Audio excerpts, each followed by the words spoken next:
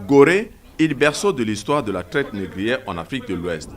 Située à quelques 3 km à l'est de Dakar, la capitale sénégalaise, l'île de Gorée fait partie des 4 anciennes communes de la traite atlantique, à savoir la commune de Saint-Louis, la commune de Rufisque et la commune de Dakar.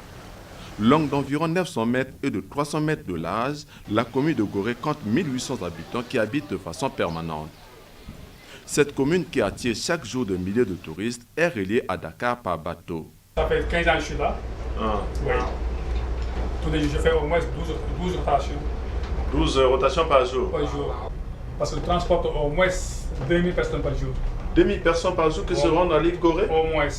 Ah bon? Des fois, il nous arrive de faire au moins 6000 à 7000 personnes. Après 15 à 20 minutes de traversée, on est sur l'île de Gorée, une île mémoire et musée en plein air. L'histoire nous révèle que l'île de Gorée fut à l'origine une station de pêche et un grand centre commercial de cuir, d'ivoire et autres.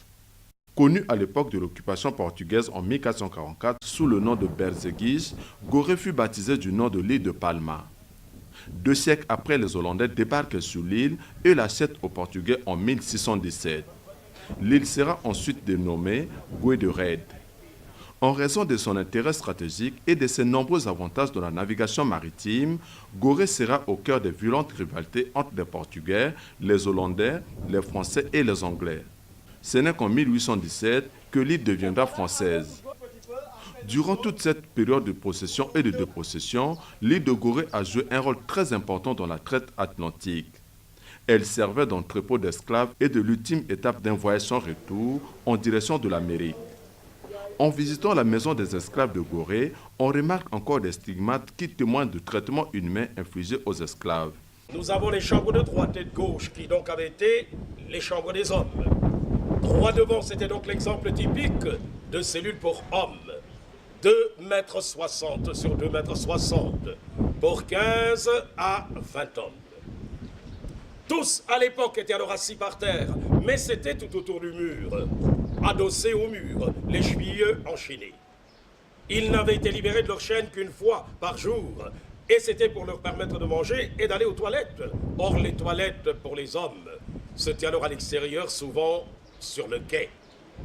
C'est vous dire donc qu'à l'époque, finalement, chaque fois qu'un homme avait voulu aller tout simplement aux toilettes, avant ou après l'heure de libération quotidienne, alors il avait été bien forcé de le faire à l'intérieur de la cellule. C'est donc certainement ce qui avait fini par être à l'origine de l'épidémie de peste, qui en 1779 avait eu à ravager une bonne partie de l'île de Gorée. À l'époque, les enfants y avaient couché à même le sol, torse nu, serrés comme des sardines dans une boîte. C'est vous dire donc que les esclaves partaient tout simplement au hasard des ventes. Si bien que dans une maison comme celle-ci, même si à cette époque on avait pu y retrouver toute une famille, à savoir le père, la mère, les enfants. Le père avait très bien pu être vendu pour aller au Brésil, la mère vers Cuba, les enfants vers les États-Unis. C'est dire donc que la séparation avait été totale. Mais tout de suite après, vous verrez la cellule évidemment des jeunes filles, choisies du fait de la qualité de leur sein, le symbole de la virginité. La coutume africaine n'avait reconnu les jeunes filles vierges qu'à partir de la fermeté des seins. C'est dire donc que toute jeune fille dont les seins n'avaient pas été suffisamment fermes avait été considérée comme ayant perdu sa virginité. Par conséquent, elle avait été mise du côté des femmes. Mais la vente avait revêtu la forme d'un troc. Or, du point de vue troc, un enfant n'avait été échangé que contre un petit miroir.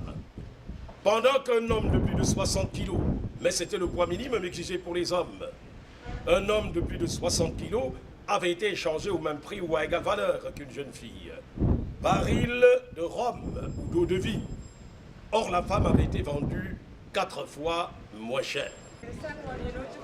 Classé patrimoine mondial de l'humanité et site touristique, arriver au Sénégal sans visiter l'île de Gorée, c'est oublier une partie de l'histoire de soi-même.